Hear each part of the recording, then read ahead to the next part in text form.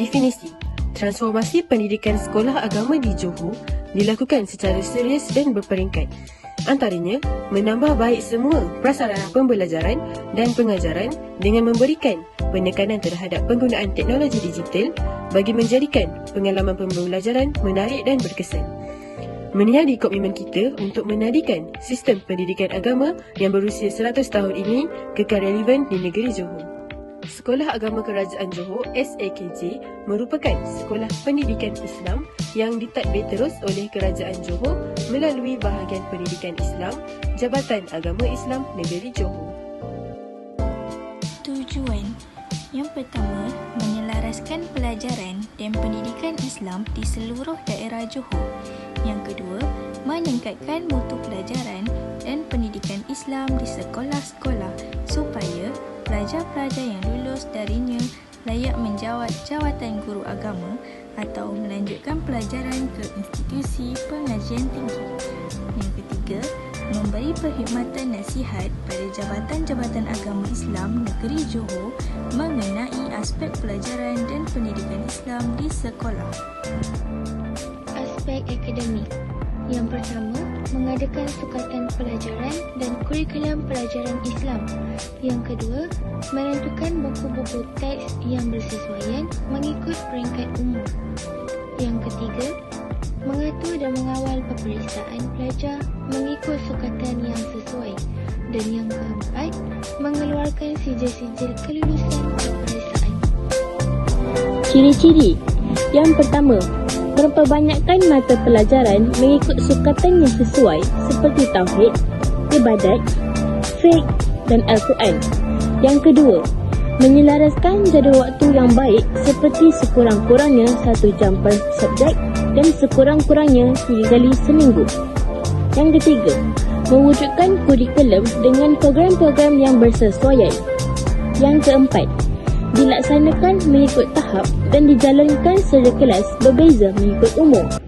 Yang kelima, mencari guru yang mempunyai pertauliahan dalam mengajar seperti mempunyai diploma atau ijazah dalam pendidikan Islam.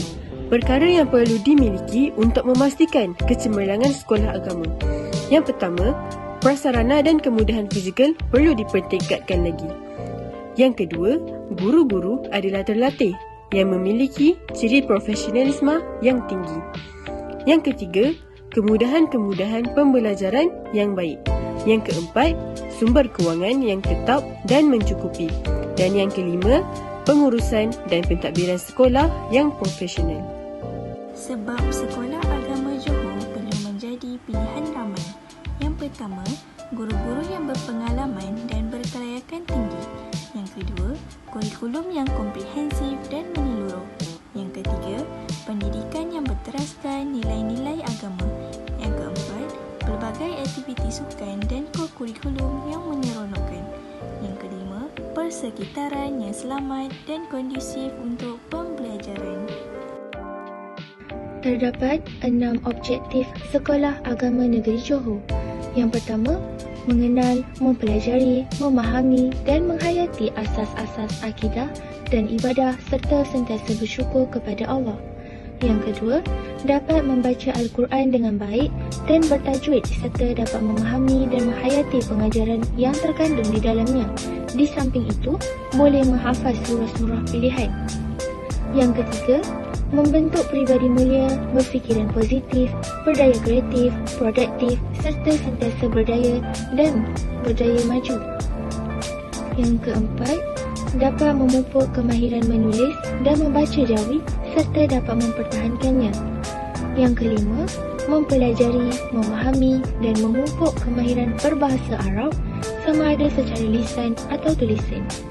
Dan akhir sekali, dapat melakukan dan menghayati amalan-amalan fardu ain, fardu kifayah dan sunat dengan baik menerusi pelajaran amali. Kurikulum.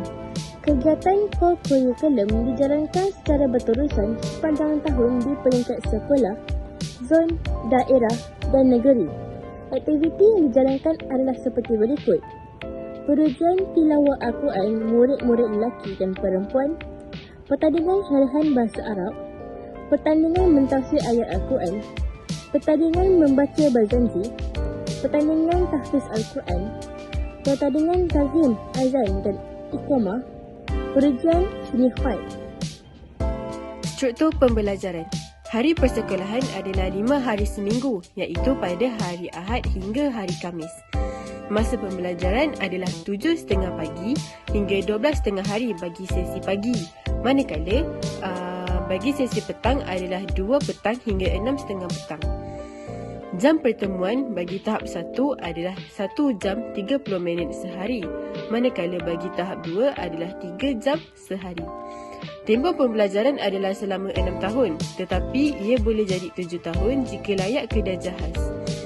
Jumlah murid bagi setiap kelas adalah antara 20 hingga 39 orang. Kedudukan umur, darjah dan masa belajar.